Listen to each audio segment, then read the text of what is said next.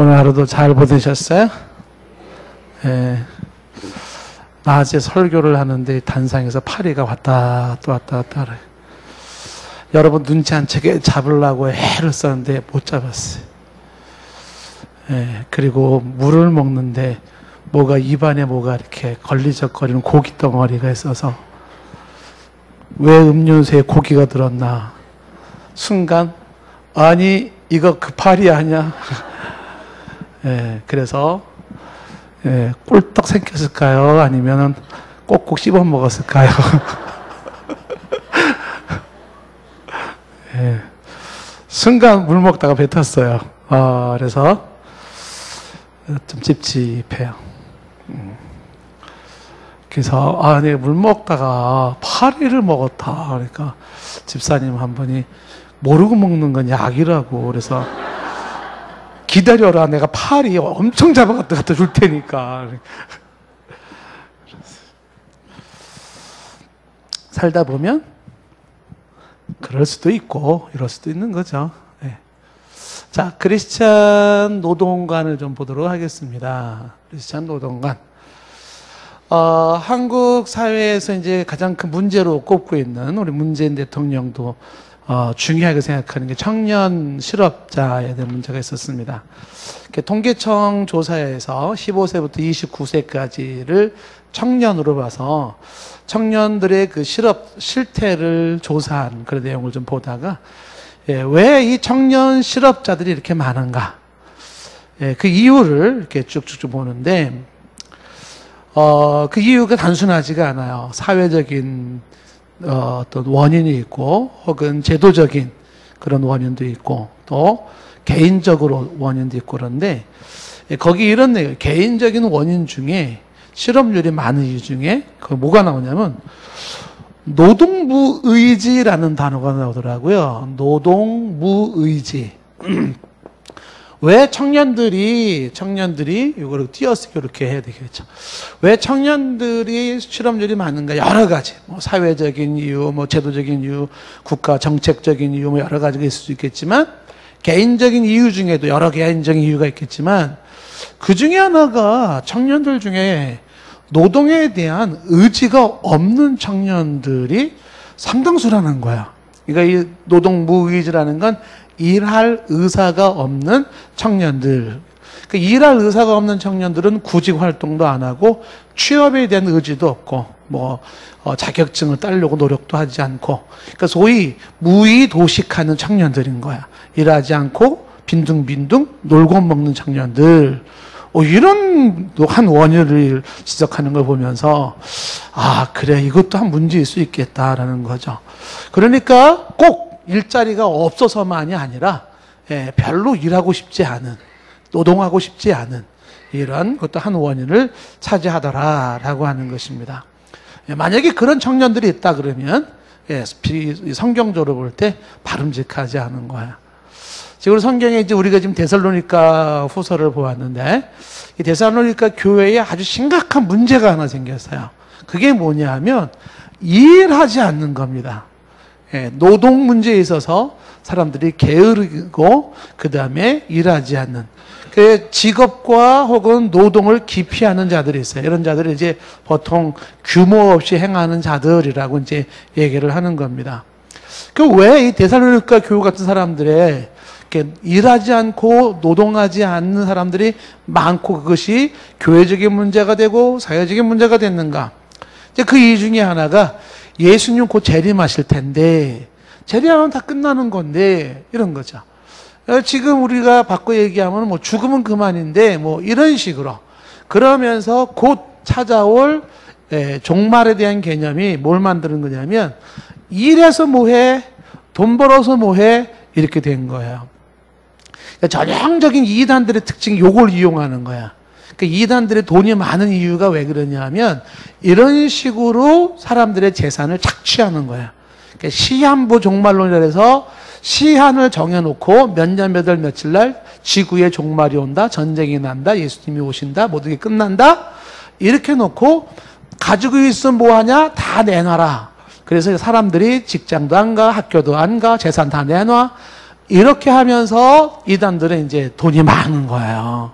근데 이 건강한 교회의 모습은 아니에요. 그런 식으로. 그 데살로니가 교회에서도 이런 노동 문제가 아주 심각한 문제가 돼가지고 하나님의 계시를 받고 사도 바울이 데살로니가 후서를 쓰면서 오늘 이제 이런 부분을 적나라하게 지금 기록을 하는 거예요. 네, 오늘 말씀 6절 말씀에 보면 이런 말이 나오잖아요.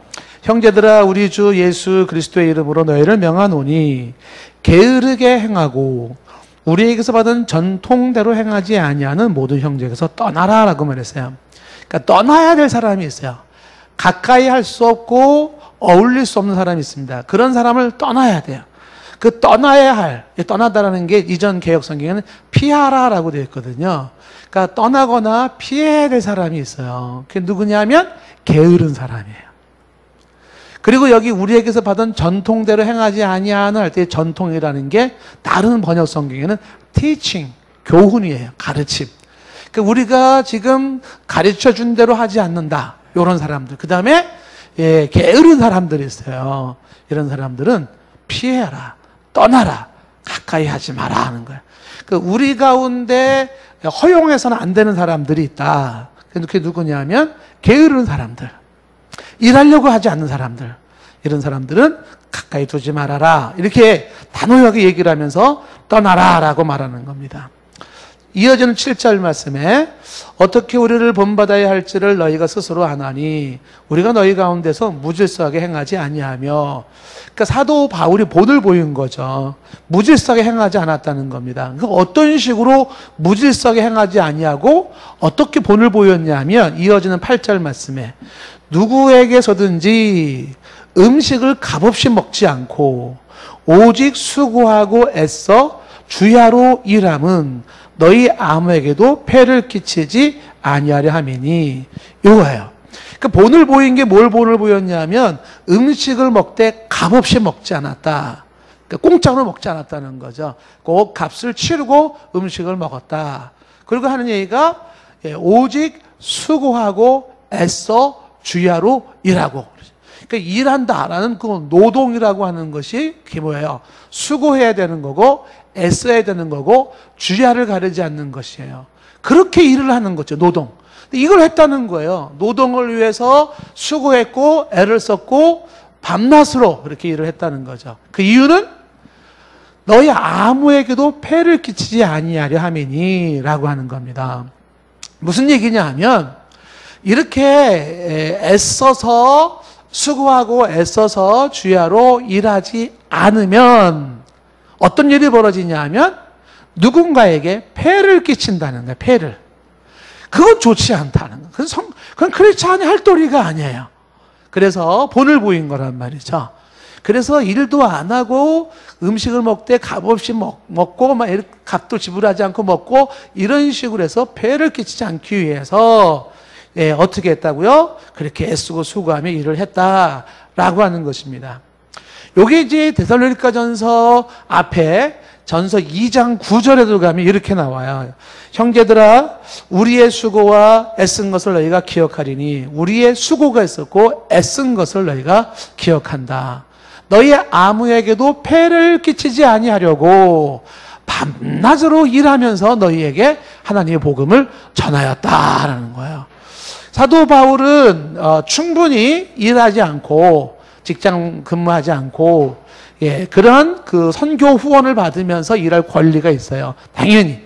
그런데 사도 바울이 그런 모습이 도움이 안 된다는 거예요. 그래서 본을 보이기 위해서 그 한 일이 뭐냐면 폐를 끼치지 않기 위해서 하는 게 뭐냐면 밤낮으로 일을 했다는 것입니다. 일을 하지 않냐면 누군가에게 폐를 끼친다. 이것이 이제 본을 보인 것이고 무질서하게 행하지 않은 바울의 모습이었다는 겁니다. 자, 이런 얘기를 왜 할까요? 데살로니가 교회에는 일을 안 하려고 하는 사람이 있는 거예요. 이게 문제라는 것이죠. 계속해서 이제 데살로니가 오늘 본문에 보시면 9절에 이렇게 말해요. 우리에게 권리가 없는 것이 아니요라는 것은 이 사람들은 바울 일행은요 권리가 있죠. 어떤 권리? 일하지 않고 복음사에게 전념할 수 있는 권리가 있어요. 권리가 없는 건 아니요. 오직 스스로 너희에게 본을 보여 우리를 본받게 하려고 일을 했다라고 하는 것입니다. 그러면서 이제 10절에 이런 말씀을 하는 거죠. 10절에 다 같이 시작. 우리가 너희와 함께 있을 때에도 너희에게 명하기를 누구든지 일하기 싫거든 먹지도 말게 하라. 자, 이 지금 말씀해 보면 지금 몇 가지 이제 우리가 이 노동간에서 데살로니가 교회를 봤을 때 데살로니가 후서 우리가 지금 3장 6절에서부터 12절까지를 보는데 자, 게으른 자를 피하라. 그를 떠나라. 이런 얘기가 있었고요. 그 다음에 뭐가 있었었냐 하면 지금 일하지 아니하면 다른 사람에게 피해를 준다. 그렇죠. 그러니까 일하지 않으면 다른 사람에게 폐해 혹은 피해를 준다. 이렇게. 그 다음에 얘기하는 것 중에 지금 뭘 얘기하고 있냐면 10절 말씀에 이렇게 얘기를 한 거죠. 일하기 싫으면 어떻게 하라 그랬어요? 먹지도 말게 하라. 먹지도 말게 하라는 건 먹지 말라는 거죠. 요거 바꿔 얘기하면 먹을 자격이 있는 사람은 일하는 사람이다라는 거예요. 그러니까 우리가 일하기 싫어진다 그러면 어떻게 돼요? 먹는 걸 포기해야 되겠군. 이렇게 돼야 되겠죠. 먹고 살고 싶다. 그럼 뭐 해야 된다? 어떻게든지 일을 해야 돼요. 빨리 거주지를 이전하고 싶으신 분 저쪽으로 이렇게. 그런 분은 어떻게 하라? 안 먹으면 되고 일 안 하고 안 먹으면 되는 거겠죠. 그렇게 되는 거예요. 일하기 싫거든 먹지도 마라. 이렇게 하는 거예요. 자, 그렇게 해서 얘기를 말씀하고 있는 것이죠. 그러니까 먹을 수 있는 자격은 바로 일하는 사람들의 몫이다. 이렇게 얘기를 하고 있는 것이에요. 그 다음에 11절 말씀에 이런 얘기가 나왔어요. 우리가 들은즉 너희 가운데 게으르게 행하여 도무지 일하지 아니하는 사람들은 뭘 만들어요? 일을 만들기만 한다라는 얘기를 하는 거예요. 그러니까 일하지 않는 사람들은 이렇게 되죠. 일하지 않는 자는 일하기 싫은 자가 되겠죠. 일하기 싫은 자는 뭘 한다? 일을 만들어요. 무슨 일을 만들어요? 일을 만든다. 다른 사람들의 일거리가 된다는 거예요. 일거리. 그 사람 때문에 누군가가 또 막 일을 해야 되는 거야. 그 사람 먹여 살려야 되기 때문에 더블로 일해야 되고 세금을 더 내야 되고 막 고생하는 거예요.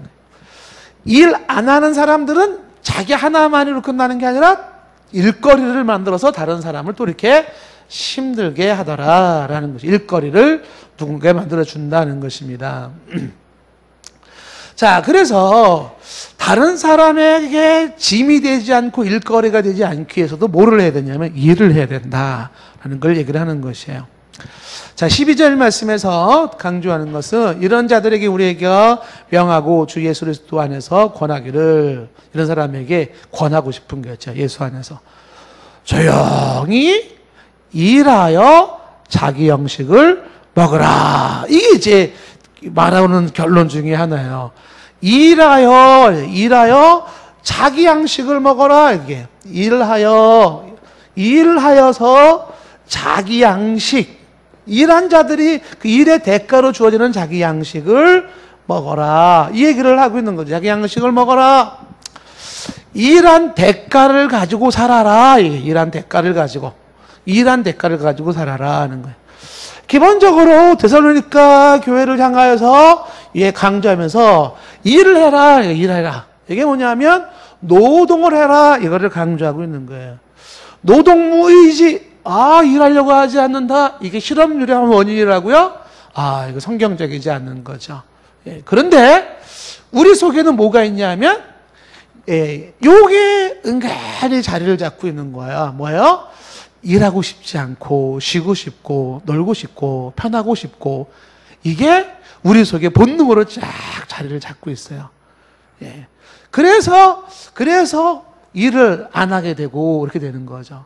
그러니까 사회복지 시스템이 좋아진다라는 게 그게 항상 긍정적인 것만은 아니에요. 예, 우리가 유럽 같은 데서 맞는 종종 듣는 얘기가 뭐냐면 복지 시스템이 좋으니까 일을 안 하는 거예요. 그러니까 웬만큼 일하면은요 세금 내고 그러면은 돈이 없어요. 차라리 직장이 없는 실업자가 되어지면 급여를 받는 게 더 많아요. 그러니까 아예 직장을 안 다니는 거예요.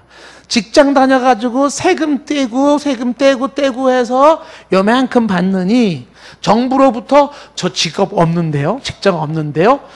그래서 보조받는 금액이 훨씬 많다 보니까 아예 일을 안 하는 사람들이 많더라는 거죠. 이거는요, 당신의 수입이 일을 했기 때문에 세금 내서 얼마의 수입이 남고 일을 안 했기 때문에 정부 보조를 얼마나 받아서 경제 혜택을 많이 누리느냐, 이걸로 끝날 문제가 아니에요. 예, 우리가 이따가 보지만 사람의 존재감, 나의 존재감, 나의 행복감은 일을 할 때 거기서 얻어지는 게 있어요. 그래서 프랑스에서 설문조사를 했는데 당신의 노동한 대가만큼의 급여가 안 나온다. 막 너무너무 수고한 거에 비한 급여가 너무 안 나온다. 그래도 일을 하겠느냐라고 했을 때 반응이 뭘까요? 사람들은 80% 이상이 뭐냐면 일을 하겠다는 거예요. 그 일을 한다는 건 단순히 돈이라고 하는 수입과 직결된 것만이 아니라는 거예요. 뭔가 일을 하면서 자아 실현과 거기서 얻어지는 삶의 그런 행복감이 있다는 거거든요. 그러니까 복지 시스템으로 일을 안 하게 만들었다라고 하는 건 사람을 폐인 만드는 거예요. 그래서 이 복지 시스템이 좋다는 것만이 항상 좋은 것만은 아닐 수도 있다는 걸 생각해 볼 수가 있습니다. 자, 그렇다면 이제 우리가 몇 가지, 우리가 크리스찬으로서 이제 우리가 이 노동에 대한 몇 가지를 좀 얘기를 하려고 해요. 사실 이 노동에 대한 이야기는요, 상당히 얘기가 깊고 넓을 수가 있습니다. 그래서 많은 얘기를 좀 더 심도 있게 아주 학문적으로 할 얘기가 많지만 우리가 이제 기본적으로 성경적 관점에서 몇 가지만 노동에 대한 견해를 우리가 좀 정리를 좀 하려고 해요. 첫 번째, 불로소득이라는 걸 생각을 하셔야 됩니다. 불로소득. 그러니까 불로소득이라고 하는 것을 이거는 크리스찬들이 가능한 한 피하는 게 좋습니다. 불로소득이라는 건 뭐예요? 불로소득은 노동하지 않고 얻는 소득을 말하는 거예요. 근데 이 불로소득이라고 해서 다 나쁘다라고 말할 수 있지는 않아요. 우리가 이제 일반적으로 사회에서 얘기할 때 제가 이제 불로소득에 대한 게 법적인으로도 이게 많이 언급되는 얘기잖아요. 이렇게 정의가 내려지는 거예요.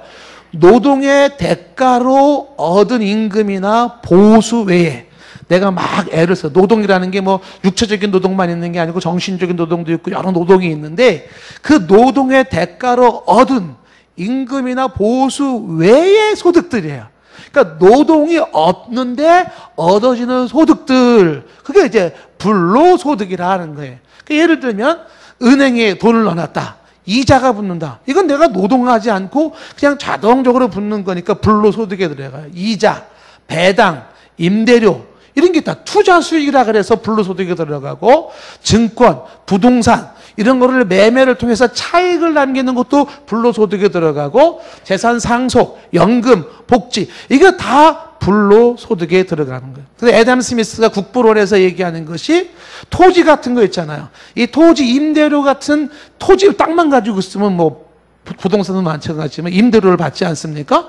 그래서 불로소득을 얘기할 때 그 애덤 스미스가 얘기하는 게 거기서 얻어지는 세금, 거기에 부여하는 과세는 제일 안전하다. 뭐 이렇게 얘기를 하는 거예요. 해를 끼치지 않는 가장 좋은 세금은 불로소득으로 얻어지는 세금. 이런 얘기를 한다고요. 자, 그러나 지금 우리에게 있어서 그런 우리가 불로소득으로 은행에 이자를 얻는다든지 뭐 부동산을 통해서 임대료를 받는다든지 등등 이런 모든 것들을 불로소득으로 해서 나쁘다라고 단정 지을 수는 없어요. 나쁘다라고 모든 걸 그렇게 말할 수는 없어요. 특히 자본주의 사회에서는. 근데 피하라라고 얘기하는 것은 여기서 지금 말하려고 하는 것은 그 정도의 어떤 우리가 일반적으로 이루어지는 자본주의 사회에서 일어나고 있는 그런 문제가 아니라 불로소득이라고 얘기하는 부분에서 지금 우리가 말하고 싶은 거는 어떤 거냐 하면 정당한 법이 허용하고 있는 범위 내에서의 불로소득 개념이 아닌 거예요. 우리 크리스찬들 속에서 예를 들면은 불로소득으로 나타날 수 있는 게 도박, 카지노 이런 거 있잖아요. 그러니까 도박을 통해서 얻어낸다 뭔가. 그러면 또 그러겠죠. 도박이 얼마나 노동을 많이 하는 건데 정신 노동이 얼마나 심한데 뭐 이렇게 얘기를 할 수 있어요. 이런 거는 성경적으로 좋지가 않다라는 거예요. 물론 도박은 더 심한 게 뭐겠어요? 도둑질 있잖아요. 도둑한다. 남의 걸 훔친다는 거 아니겠어요? 그 도둑질이라고 하는 것은 다른 말로 사기도 들어갈 수가 있습니다. 이런 것들은 크리스찬의 노동관에서 피해야 될 아주 중요한 문제다라는 것이에요. 남의 것을 슬쩍 한다라고 하는 것이 아무런 죄의식을 가지지 않는 경우가 있거든요. 왜 이게 문제라는 거죠. 제가 시흥동 왔을 때 처음 와서 1년 사이에 시흥동 저기 살 때 저기 빌라 짓기 전에 살 때 도둑 맞은 게 속옷, 우유, 자전거, 현금 많아요. 그럴 줄 몰랐죠. 자전거 교회 요만한 밖에 아담한 자전거 있어가지고요. 이 자전거 타고 운동 좀 해야지 했다가 미국으로 생각을 한 거예요, 제가. 미국에는 자전거를 탁 놔뒀다고. 안 가져갑니다, 누가. 그 안장가 놓고 마땅히 탁 놔둬놨더니 누군가가 웬 떡이야 그러고 가져가 버린 거예요. 한 번은 아침마다 이 신발 주머니 같은데 우유를 넣게 되는데 우유가 없는 거에서 아주머니가 우유를 안 갖다 놨네. 우유 갖다 놓았다는 거예요. 근데 우유가 없는 거예요. 어느 날 새벽 예배 마치고 가는데 웬 여자가 그 신발 주머니 우유통에서 우유를 꺼내가는 거예요. 바로 걸렸어요. 뭐 하세요? 그랬어요. 그랬더니 탁 놓고서 뭐요? 그러고 막 가더라고. 그 사람 어떻게 해야 돼요? 이게 문제가 아닌 것 같아요. 빨래 널어놓으면 빨래를 가져가, 양말 가져가고, 속옷도 가져가고. 그래서 그냥 차라리 그 빨래 넣어다 이렇게 써놓고 싶어요. 속옷이 필요하면 말씀하세요. 사다 드릴게요. 뭐 이렇게 좀 해두고 싶은 거예요. 이게 있어요. 근데 이런, 소위 말하면 이제 좀도둑 같은 뭐 이런 것들도 절대로 우리가 있어요. 그러니까 이 불로소득에 해당되는 게 뭐냐면, 그쵸. 쉽게 남의 것을 내 거로 만들려고 하는 거예요. 그러니까 쉽게 남의 것을 내 거로 만들려고 한다라고 하는 것. 그게 심한 경우는 사기가 될 수 있는 것인데, 그 사기. 그러니까 크리스찬들 머릿속에 확실하게 박아놔야 되는 게 뭐가 있냐면, 좋지 않은 방법으로 수입을 얻어내는 거예요. 그러니까 부정직한, 혹은 수입, 혹은 불이한 수입, 이렇게 말할 수가 있어요. 불이한 수입.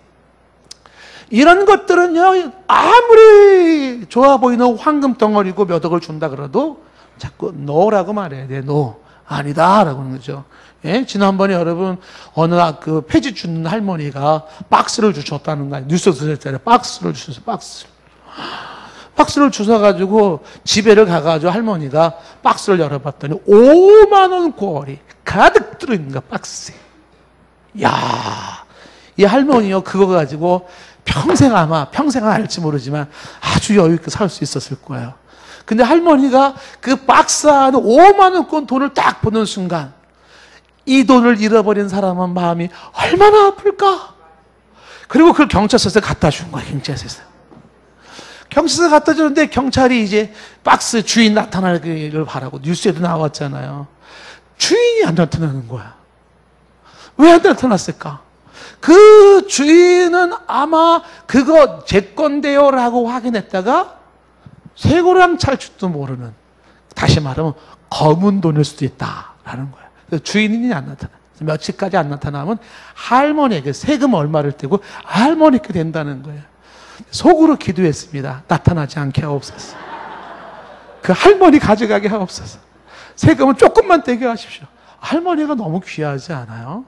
그 할머니 마음이 뭐냐면 내 것이 아닌 건 손을 안 대겠다는 거예요. 저는 길거리 가다 돈 떨어져도 안 주워요. 지난번에 새벽 예배 오다가 돈 떨어졌는데 뭉칫 돈이 있더라고요. 안 주웠습니다. 내 거 아닌데 왜 손을 댑니까? 손 안 댔어요. 바보 같은 이라고.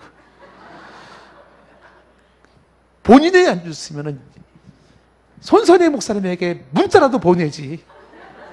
어디에 돈 떨어져 있다고.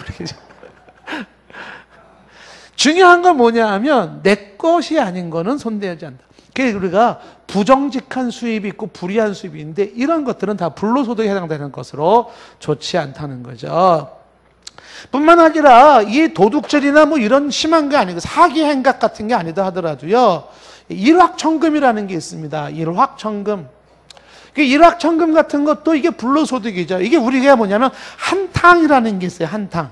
힘들이지 않고 단번에 많은 재물을 한번 얻어보겠다라는 한탕이 한탕. 그런 것들은 다 불로소득에 해당되는 건데 성경적이지 않습니다. 그래서 이제 크리스찬들이 사실 고민하는 게 주식 문제 같은 것도 고민이 되는 거예요. 이 주식을 우리가 하는 분들이 많잖아요. 주식에 투자를 하지 않습니까? 그때 반드시 던져야 되는 게 있어요. 그 주식 하시는 분, 주식 회사에 투자하는 겁니까? 투기하는 겁니까? 이게 구분시켜야 된다는 거죠. 그 투기, 이거 구분하는 건 어렵지 않아요. 뭐 어차피 주식에 돈 들어가는 건 그만큼의 수익을 얻고자 하는 목적인데, 근데 이게 투자냐 투기냐라고 하는 이 개념은 구분은 어려워요. 그런데 그 투기성을 가지고 주식을 한다라고 하는 것도 그 일반인들은 뭐 이거나 뭔 차이가 있어라고 말할지 모르지만 투기성을 갖는다. 그러니까 돈 놓고 돈 먹는다. 이런 개념으로 하는 거라 그러면 성경적이지는 않다. 불로소득이다. 그건 좋지 않다라는 거예요. 말씀드리는 건 뭐냐면 불로소득에서 말씀드리는 건 뭐냐면 쉽게 떼돈을 벌려고 하지 마라. 그 떼돈 그러면 애들은 꼭 떼밀어서 버는 돈이 떼돈이라고 그래요. 그 떼가 아니고 그 갑자기 한꺼번에 왕창 뭔가 돈을 벌려고 하지 마라. 기억하실 것은요. 쉽게 번 돈은 쉽게 날아가요. 땀 흘린 노동의 대가가 아닌 것들은요. 그건 내게 그 돈의 가치 역할을 못하게 되어 있습니다. 그 돈이 힘이 없어요. 여러분들의 호주머니에 돈이 뭐 100만 원, 1000만 원, 1억 있다고 하더라도 그게 부정직한 방법이나 불이한 수익으로 얻어진 거면 있잖아요. 1억의 돈이 돈구실을 못하게 되어 있어요. 이게 하나님의 법칙이에요. 하나님의 법칙. 돈구실. 돈이 힘을 못 씁니다. 참 묘하게 되어 있어요.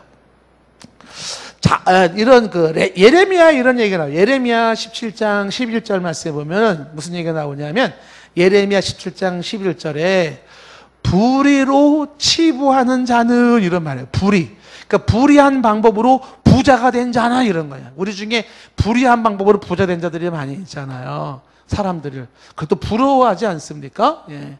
불의한 방법으로 부자가 된 자는 자고새가 낳지 아니한 알을 품은 같아서 그의 중년에 그것이 떠나가요.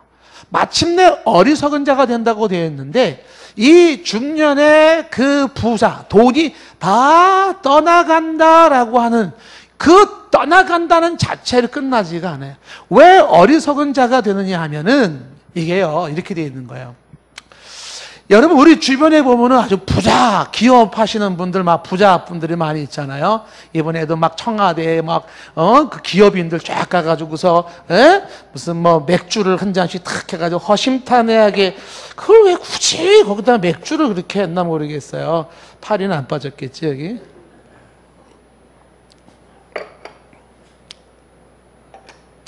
그 맥주에 팔이 빠지기를 바라서 하는 말은 아니에요. 근데, 이게 있다고요. 기업이든 불이한 방법으로 재산을 얻었잖아요. 그러면 하나님이 그렇게 얻어진 재산이 그 사람에게 화가 되고 가정의 불행과 그 다음에 고통의 요인이 돼요. 그 중년에 자고새가 품지 아니한 알을 품음으로 중년을 떠나간다는 것이 끝나지 않아요. 그렇게 해서 얻은 돈 때문에 인생의 비극이 찾아와요.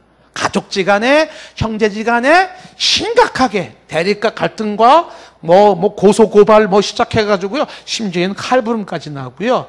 그리고 이혼하고 파탄하고 말도 못해요. 그렇게 해서 돈을 쌓아놓은 게 잘하는 거냐? 어리석다는 거죠. 어리석다는 거죠. 예? 육선이 집에 가득하고 다투는 거예요. 차라리 마른 떡 하나를 놔두고 화목한 가정이 낫다라는 것입니다. 그렇게 돈 쌓아놓은 이유가 뭔데요?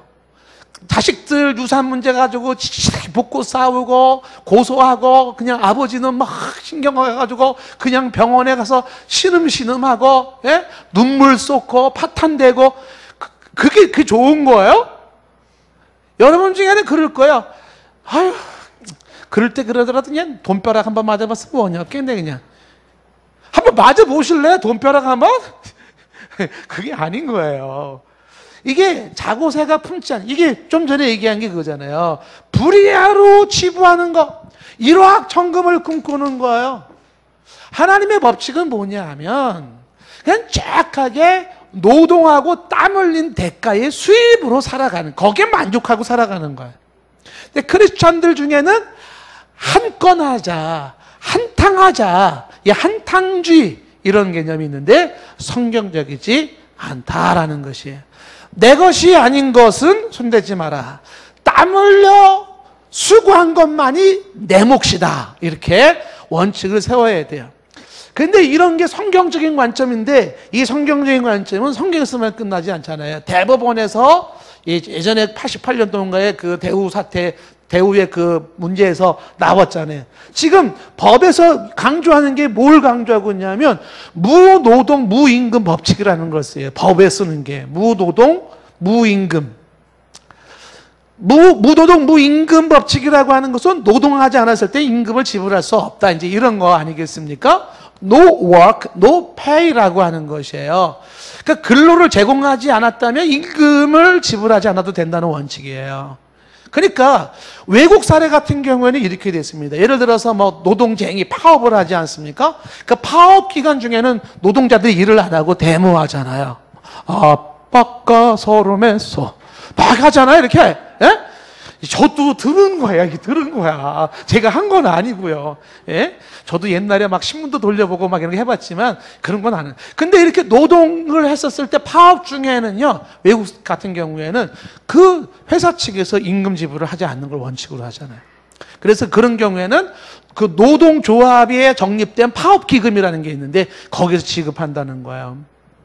제가 이제 심각한 얘기를 하려는 건 아니에요. 그러니까 노동자와 사용자 사이에서의 파업 중에 임금 지불을 어떻게 할 것인지 지금 이걸 얘기하려는 건 아니에요. 그 법이 결정을 하겠지만 중요한 것은 이 원칙을 세운다는 거죠.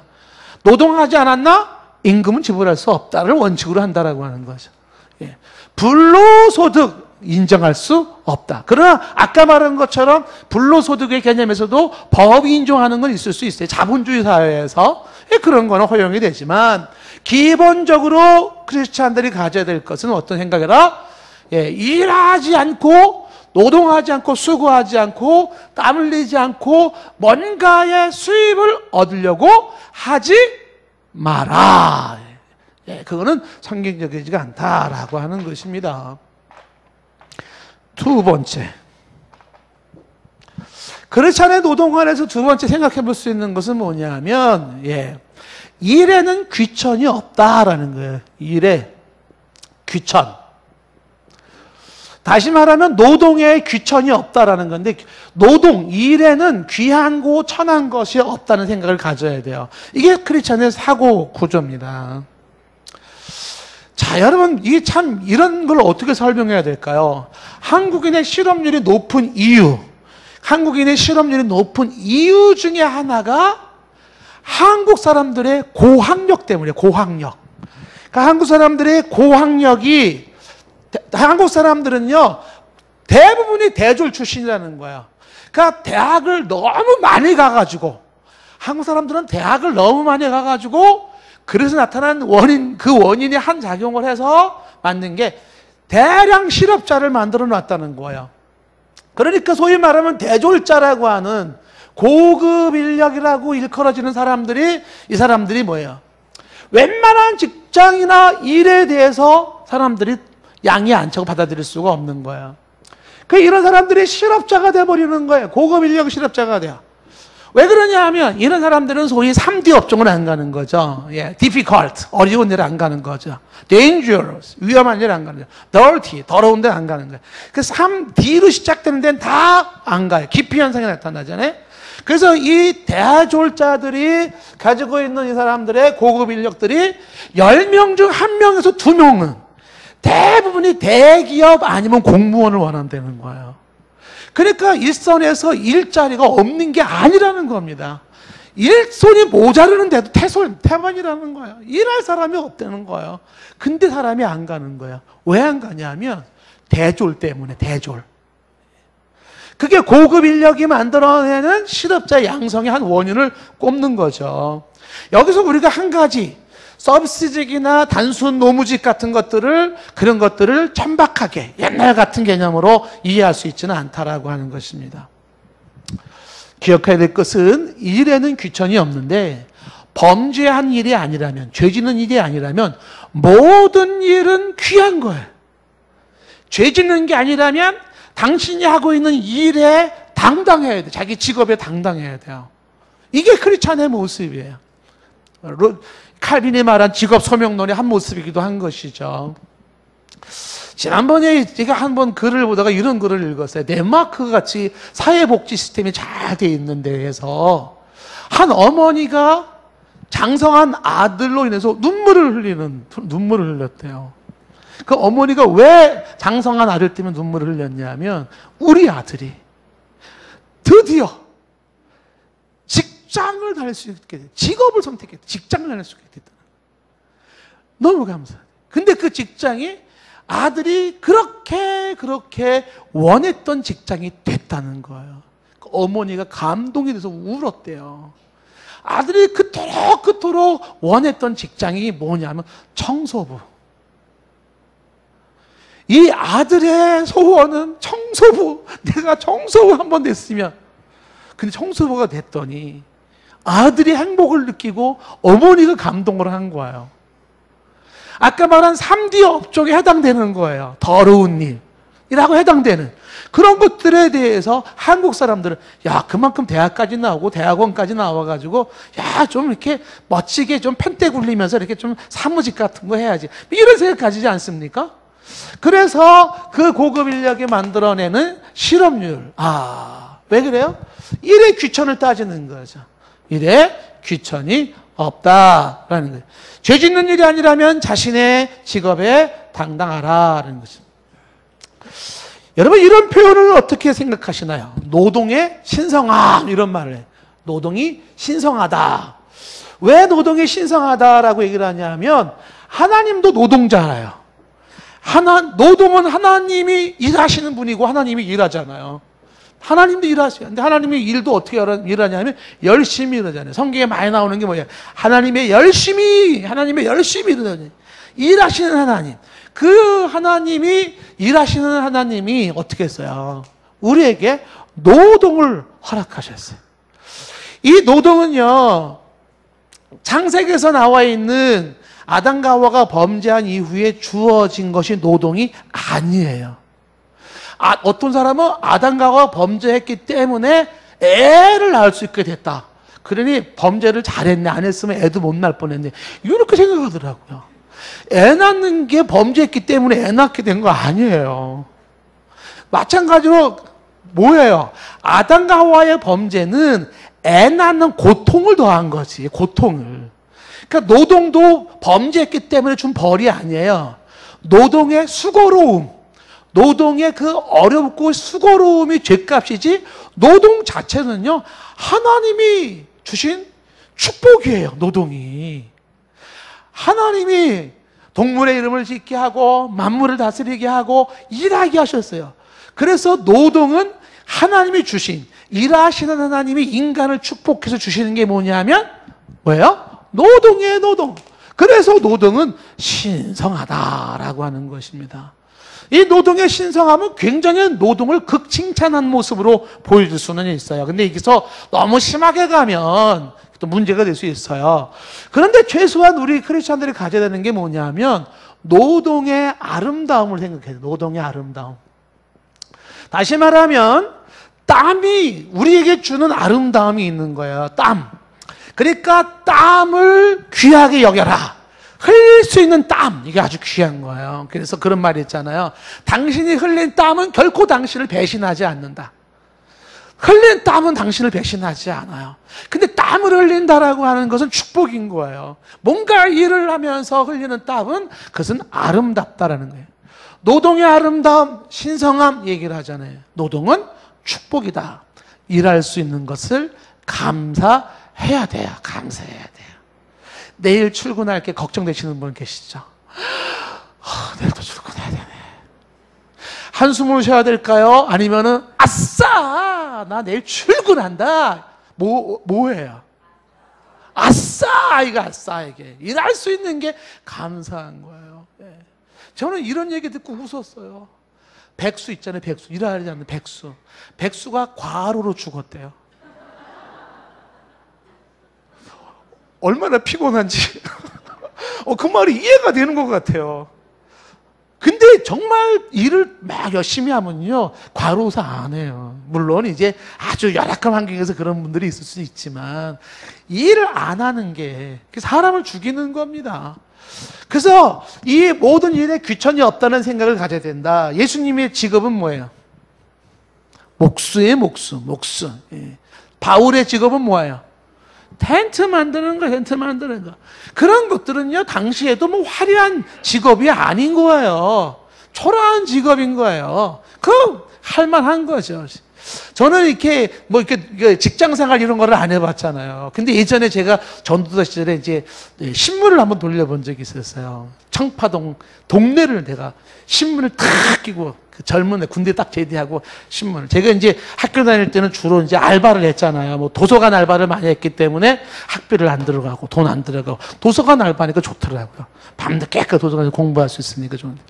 신문을 제가 몇 달을 돌렸어요. 신문을 돌렸는데,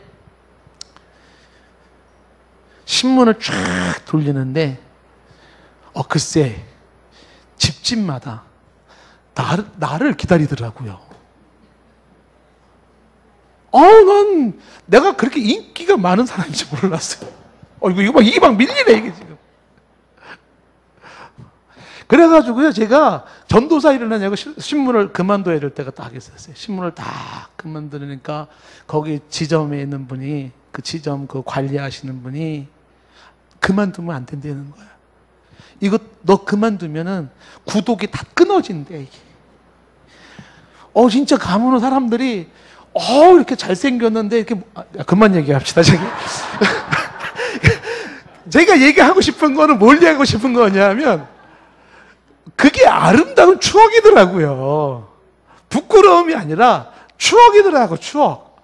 너무 좋은 추억이었었어요. 제가 뭐 막노당편에 가가지고 일하거나 그러진 않았지만, 뭔가 땀을 흘린다라고 하는 것이 말이죠. 그거 신문 돌려도 뭐 몇 푼 안 남아요. 예. 그런데 뭔가 막 뛰면서 막 그냥 2층, 3층, 4층 막 뛰어 올라가가지고 막 일할 수 있는 그 땀이 주는 그 아름다움이 있다라고 하는 거죠. 그래서 우리가 하나님 앞에 일할 수 있다라고 하는 것은 감사해야 돼요. 예. 피곤하지만 주여 일할 수 있는 것을 감사합니다. 일할 수 있다는 그것은 하나님이 주신 축복이다라고 하는 것입니다. 모든 일에 범죄한 일이 아니라면 모든 일에 뭐하라? 감사하라라고 하는 것입니다.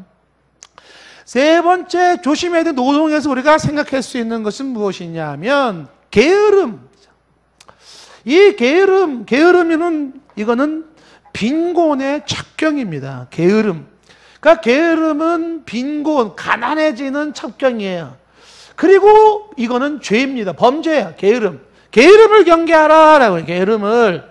아까 말했잖아. 인간에게 뭐가 있다가 본능이 놀고 싶고, 쉬고 싶고, 편하고 싶고, 그쵸? 뛰는 사람은 걷고 싶고, 걷고 싶은 사람은 쓰고 싶고, 쓰고 싶은 사람은 앉고 싶고, 앉고 싶은 사람은 눕고 싶고, 눕고 싶은 사람은 안 일어나고 싶고. 그거 땅 파줘야 돼. 거기다 땅 묻어줘야 돼. 일어나지 말라. 그게 뭐냐 하면 자꾸 사람들은요, 쉽고 편한 거를 생각하는 경향이 있어요. 그 쉽고 편한 게 좋은 것만은 아니에요. 게으를 수가 있다. 근데 이것은 빈곤의 첩경이고 죄의 범죄. 가난해지고 싶으신 분 비결을 가르쳐 드릴게요. 게으르게 사세요. 게으르게. 그러면 가난해집니다. 성경에 이 부분을 너무 많이 남겼어요. 하나님의 법칙은 변하지 않아요. 잠언서 12장 24절에 잠언서 말씀에 12장 24절에 부지런한 자의 손은 사람을 다스리겠고 게으른 자는 부림을 받느니라 그랬어요. 다른 사람을 다스리는 자가 누구냐면 부지런한 자예요. 부림을 받는 자는 누구예요? 게으른 자입니다. 이렇게 되어 있어요. 법칙입니다. 12장에서 몇 절 건너가서 12장 27절에도 이렇게 되어 있어요. 게으른 자는 그 잡을 것도 사냥하지 아니하나. 그래 뭐라고 되어 있으면 부귀는 누구의 것이에요? 부지런한 것이니라. 부와 기는 누구의 것? 부지런한 자의 것이니라. 이 법칙은 하나님의 특별한 예외성 법칙을 두지 않는 한은 일반적인 법칙인 거예요. 잠언서 13장 4절 말씀에 게으른 자는 마음으로 원하여도 얻지 못해요. 마음은 원해요. 근데 얻지 못해요. 부지런한 자의 마음은 풍족함을 얻느니라. 풍족은 누구의 것? 부지런한 자의 마음이에요. 그래서 크리스찬으로서 우리가 어떻게 살아야 될까 할 때 부지런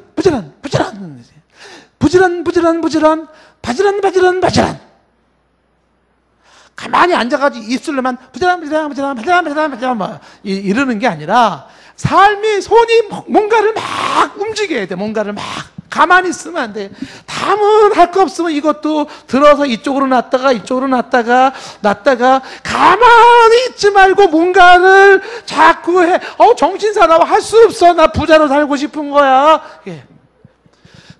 참 이렇게까지 설교를 해야 되는 저도 괴로워요. 자, 중요한 건 사실이 성경적인 것은 확실합니다. 부지런한 자의 마음이 풍족을 얻는 거죠. 잠언서 19장 24절에 보면 게으른 자는 자기의 손을 그릇에 넣고도 입으로 올리기를 괴로워하느니라. 얼마나 게으른지 먹을 거를 그릇에 손을 넣었어요. 이렇게. 근데 여기서 여기를 올리기가 괴로워. 사람이 게을러지는 분이 한두 끝도 없어지는 거예요. 숟가락질도 괴로워요. 이게 망할 징조예요. 망할 징조. 달란트 비유에서 예수님이 이런 얘기를 했어요. 마태복음 25장에 보면 한 달란트 받은 사람에게, 마태복음 25장 26절에 보면 이렇게 얘기해요. 한 달란트 받은 사람이 남기질 않았잖아요. 그 사람에게 악하고 게으른 종아 그랬어요. 그러니까 악하고 게으른 종이, 악하고 게으름이 같아요. 그러니까 악한 사람이 있어요. 누구냐면 게으른 사람은 악한 사람이에요. 그러면서 그 주인이 뭐라고 말하냐면 나는 심지 않은 데서 거두고 해치지 않은 데서 모으는 줄을 내가 알았느냐 이런 얘기를 해요. 그러니까 주인은 내가 심지 않았는데도 거둬요. 뭔가 심은 게 없는데도 거둘 수 있는 주인이다. 요게 크리스찬들이 가지고 있는 함정인데 소위 샤머니즘 기복신앙에서 가지고 있는 약점이에요. 하나님은 내가 심지 않아도 거두게 하신다. 해치지 않은 데서라는 것은 씨를 뿌리지 않았다는 거예요. 흩어 씨를 뿌리지 않은 데서 모을 수 있다고 생각하느냐? 악하고 게으른 종아! 그러니까 신앙생활을 잘 하시는 분들 중에는 어떤 게 있냐면 하나님은 심지 않아도 추수하게 거두게 하시고 씨를 뿌리지 아니해도 모으게 하신다. 요게 한 달란트 가진 사람의 특징인 것이에요. 하나님이 주시는 은혜가 있지만 주권적인 역사는 있지만 제가 늘 강조하잖아요. 그거는 플러스 알파야. 우리에게 필요한 거는 오늘도 눈물을 흘리며 씨를 뿌리는 자예요. 씨를 뿌려야 돼요. 심어야 돼요. 그 심은 거를 걷는 거예요. 스스로 속이지 말라. 하나님은 만으로 여김을 받지 아니하시나니 사람은 무엇으로 심든지 그대로 거두리라. 이게 하나님의 법칙인 것이잖아요. 그렇기 때문에 우리는 자꾸 뿌려야 돼요. 뿌리는 것은 수고로우며 어떤 때는 눈물을 뚝뚝뚝뚝 흘리면서도 나가서 씨를 뿌려야 되는 거예요.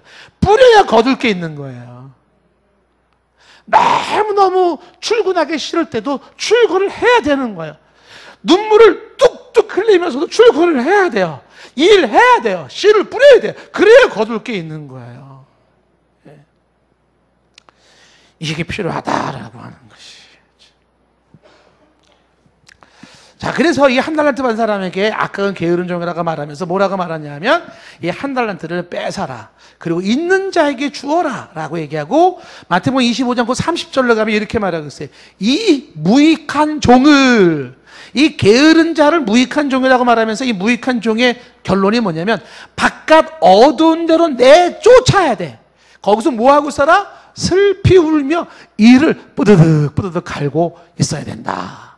그 게으름이 가지고 있는 게 얼마나 무익하고 악한 거냐 마고 말하고 있는 것입니다. 성경에 보면 가끔은 좀 재미난 표현들이 나와요. 디모데전서 5장에 보면은요, 거기 이런 내용이 나와요. 과부 명단에 올리지 말아야 될 사람. 과부는 60세 이상으로 이제 명단에 올리면 교회가 도와줘야 돼. 근데 이 과부 명단에 올라갈 수 없는 과부가 있어요. 그게 누구냐면 디모데전서 5장 11절에 보시면 5장 11절에 젊은 과부라 일컬어지는데 젊은 과부는 올리지 말지니 이는 정욕으로 그리스도를 배반할 때 시집가고자 함이라. 그래서 60대 이상의 과부는 올려야 돼요. 근데 이 젊은 과부는 언제든지 정욕 때문에 시집갈 가능성이 있는데 이 젊은 과부들의 특징이 있는 거예요. 그게 뭐냐면 이어지는 12절에 이 젊은 과부는 처음 믿음을 저버렸으므로 정죄를 받는데 13절 또 이 젊은 과부들은 게으러요. 게으르니까 어떻게 돼? 게으름을 익혀 게으름이 몸에 배버렸어요. 그 게으른 사람들은 일을 안 하고 뭐 해요? 집집이 돌아다녀요. 이집집 돌아다녀요. 그래서 뭐 해요? 게으를 뿐만 아니라 쓸데없는 말을 하고 다녀요. 그래서 이 젊은 가부는 쓸데없는 말을 해서 일을 만들어요. 마땅히 하냐 할 말을 안 해요. 이 게으른 사람들의 특징이 뭐냐면 이 사람들이 집집마다 이 집 들어가가지고 글쎄 있잖아 김집사가 글쎄 있잖아 박집사가 근데 있잖아 얘가 하고 있는 거야. 이런 젊은 가부는 올리면 안 돼. 그래서 이 젊은 가부에게 주어지는 게 뭐냐면 이어지는 14절 말씀에 그러므로 젊은 이 과부는 뭐 해야 돼? 빨리 시집가서 아이 낳고 집을 다스리고 대적에게 비방할 기회를 조금도 주지 않게 하라. 빨리 시집가. 애 낳아. 빨리 애 낳아. 빨리. 속성으로 빨리 낳아. 집을 다스려서 대적에게 비방거리를 주면. 여기도 강조하는 게 뭐냐? 젊은 과부는 게을러요, 게을러. 게으른 사람은 일하지 않고 집집이 다니면서 험담을 한다는 것이죠. 가끔은 저도 게을러지고 싶을 때가 있어요. 저도 막 만사가 구창해지는 거죠. 그때 저를 가장 괴롭히는 말씀이 있어요. 뭔지 아세요? 예, 잠언서에 보면 이런 말 나와요. 잠언서 우리가 많이 듣던 말이에요. 잠언서 6장 6절 이하에 보면 이런 말 나와요. 잠언서 6장 6절에 게으른 자여 개에게 가서 그가 하는 것을 보고 지혜를 얻으라. 7절 개미는 두령도 없고 감독자도 없고 통치자도 없으되 8절 먹을 것을 여름 동안에 예비하여 추수 때 양식을 모으느니라. 양식을 모은다. 9절에 게으른 자여 내가 어느 때까지 누워 있겠느냐? 내가 어느 때에 잠이 깨어 일어나겠느냐? 10절 좀 더 자자. 좀 더 졸자. 손을 모으고 좀 더 누워있자. 하면 내 빈궁이 가난이죠. 빈궁이 강도같이 오며 내 그 궁핍함이 군사같이 이르리라. 근데 이 말씀이 영락없이 저를 위한 말씀. 왜냐하면 제가 손을 모으고 좀 더 자자. 좀 더 졸자. 어떻게 손 모으고 그러는 걸 어떻게 성경은 알고. 막 확성기로 들려오는 거예요. 좀 더 자자, 좀 더 졸자, 손을 모으고 좀 더 누워있자. 빈궁이 강도처럼 쫙, 곰핍함이 군사같이. 게으름은 죄고 빈곤의 첩경이에요. 자고로 부지런해라. 마지막 하나만 더 얘기를 좀 하면 주의해야 하는 게 일중독. 일중독도 우상숭배다. 일중독에 빠지면 안 돼. 일중독에. 일이 아름답고 신성하고 중요하다 할지라도 일 중독에 빠지는 게 일을 잘하는 게 아니에요. 일보다 더 중요한 것이 우리 주변에는 너무나도 많다라는 거예요. 일보다 더 중요한 거 하나님이 더 중요해요. 일보다 더 중요한 거 신앙이 더 중요하죠. 일보다 더 중요한 거 가정이 더 중요하죠. 일보다 더 중요한 거 건강이 더 중요하죠. 일보다 더 중요한 거 신용이 더 중요하죠. 신용. 이게 일보다 중요한 게 굉장히 많아요. 우리가 여기서 노동에 대한 긍정적인 얘기를 많이 한다고 해서 그 노동이 만사고 노동의 왕은 아니에요. 그 노동이라는 일에 중독에 빠지면 안 돼. 가끔 크리스찬들이 이런 분이 계세요. 아, 정신없이 일을 한단 말이죠. 나 일 너무 많이 하거든. 대단하지. 자랑이 아니에요. 자랑이 아니에요. 일하시는 하나님도 노동하시는 하나님도 6일하고 7일은 쉬시는 거예요. 일 중독에 빠지는 게 아니에요. 쉴 때 쉬어야 된다라고 하는 것입니다. 예? 아까 일보다 중요한 게 신용이라는 얘기도 했잖아요. 이런 얘기 있어요. 돈을 잃으면 조금 잃는 것이다. 건강을 잃으면 많이 잃은 것이다. 신용을 잃으면 모든 것을 잃은 것이다. 그런 말이 있어요. 굉장히 귀담아 들어야 돼요. 돈을 잃었나요? 조금 잃었어요. 건강을 잃었나요? 좀 많이 잃었네요. 신용을 잃었나요? 모든 걸 잃어버렸습니다. 그 일보다 돈보다 더 중요한 것이 얼마든지 있다라는 것이죠. 그래서 어떻게 하면 일 중독을 피할 것인가 이 생각을 해야 됩니다. 그렇죠? 그래서 어떤 식으로 내가 지금 일 중독에 빠져 있으면 이거 어떻게 이거를 해야 될 것인가, 혹은 시간 사용에 좀 문제가 있잖아요. 저도 막 고민을 많이 하거든요. 예? 토요일 날 설교 준비하느냐고 말이죠. 아주 고민을 많이 해요. 근데 그때가 제일 집중력이 좋아요. 이게 아주, 이게 일에 대해서 분배가 시간 배정이 안 되면은요, 이게 곤란한 거예요. 예? 새벽에 막, 토요일 날 밤 늦게까지 말이죠. 예? 밤 늦게 교회에서 새벽 설교를, 주일 설교를 막 준비해요. 막. 집중력이 너무 좋습니다. 막 집중이. 근데 밤 12시, 1시, 2시 넘어가면 약간 무서워져요. 어디서 따그닥 소리가 나면은요, 2시? 무서워서요. 빨리 집에 가고 싶어요. 그래서 내가 마음 먹기로, 정말 토요일 날 설교 준비를 안 해야 되겠다. 마음 먹는데 안 됩니다. 맨 월요일 날은 이래서, 화요일 날은 저래서, 또 토요일 날 되면은요, 쌓여가지고. 일 중독을 피하기 위해서 시간 관리도 자꾸 해야 되고, 하루아침에 안 될지 모르겠지만 내가 너무 많은 일들을 하고 있는 건 아닌가. 자꾸 일을 지워야 돼. 일이 너무 많으면 일을 지워야 돼. 저도 막 지우거든요, 일을. 예, 안 하고 취소시키고 막 이러거든요. 예, 오늘도 끝나고 지금 장례식장에 지금 갈까 말까 지금 가야 돼요. 갔다가 오면 또 내일 새벽 예배 또 준비해야 돼요. 저녁에 이거 참 곤란한 거야.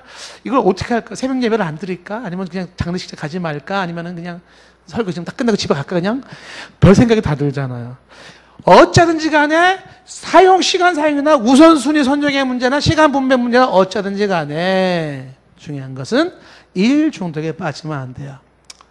우리의 평생의 일 바구니에는 일이 떨어질 날이 있다 없다? 없다. 항상 일은 넘쳐나는. 그래서 때가 되면 딱 스톱을 하고 그래서 정시 출근하고 정시 퇴근하는 건 좋아요. 퇴근 시간 잘 맞추시고. 근데 직장 가서 시간 딱 봐가지고 6시 딱 되면은 부장님 퇴근할게요 뭐 이러면 이제 그때 찍히잖아요. 또 막 눈치껏 해야 될 문제긴 하지만, 그러나 일에 푹 너무 빠지지 말아라. 일에 빠지지 말아라. 특히 저희 같은 경우는 이제 토요일에 이렇게 막 밤늦게까지 일해도 주일날 제가 설교하면서 조는 거 못 봤죠. 설교하면서 졸진 않잖아요. 근데 밤새 토요일날 일하고 교회 와가지고서 교회에서 자면 안 되는 거죠. 곤란한 거지. 공부 못하는 애들의 특징은 밤새도록 그냥 공부도 안 해, 게임하고. 그리고 학교 가서는 자는 거야. 학교 가는 목적은 뭐냐? 잠자러 학교를 가는 거예요. 아니면 안 돼. 밤새도록 뭐 하고, 교회 가는 목적이 뭐예요? 사랑하는 자에게 잠을 주신도다. 아니에요. 자, 이제 설교를 좀 마치겠는데, 지금 이 크리스천 노동관에 대해서 할 얘기가 많아요, 사실은. 지금 근로시간에 대해서, 근로 여건과 환경에 대한 문제, 이것도 국가에서 신경을 쓰는 문제지만 우리가 한번 생각해 볼 수가 있어요. 근로임금의 문제를 어떻게, 이런 거 생각해 볼 수 있고, 최저임금 문제도 크리스천이 어떤 생각을 가져야 되는가? 지금 뭐 최저임금 10,000원을 올린다라고 하는 것은 이게 좋은 거냐 나쁜 거냐? 한쪽에서는 당연히 영세업자들이나 이런 사람들 최저임금을 올려줘서 먹고 살지 않느냐, 이런 것도 필요하지만 거기에 따른 중소자영업자들이 당장 못하는 거, 장소가 뭐 업을 못하는 거, 부정이 심하다는 거 아닙니까? 이런 거는 크리스천이 어떻게 해야 되는 것인가? 노사 문제에 대한 크리스천의 생각은 어떻게 될 것인가? 노동자와 사용자와의 관계 문제는 어떻게 될 것인가? 귀족 노조라는 문제가 있어요. 귀족 노조들 엄청나게 돈을 많이 받으면서도 노동쟁이 일으키고 파업을 일으키는 이런 것들을 어떻게 이해할 것인가? 뭐 등등 할 얘기가 많죠. 공부할 게 많죠. 그러나 그 모든 것들은 심화학습으로 남아두고 우리는 기본적으로 몇 가지만 생각을 해봤습니다. 그래서 불로소득에 빠지지 않도록 일에 귀천이 없다는 거, 게으름은 빈곤의 첩경이라는 거, 범죄행위라는 거, 일 중독도 우상숭배라는 거. 마음 얘기는 못했다 할지라도 최소한 크리스찬으로서 어떤 노동에 대한 어떤 견해를 가져야 될지 정립하시고 성경적인 노동이 우리 간에 잘 잡힐 수 있기를 원합니다. 기도하겠습니다. 성경적인 노동관을 잘 정립하게 하옵시고, 그래서 이것이 범죄가 되고 이것으로 실수하지 않도록 도와주시옵소서. 건강한 모습으로 즐겁고 신바람 나게 일할 수 있도록 우리 모두를 축복하옵소서. 예수님의 이름으로 기도드리옵나이다. 아멘.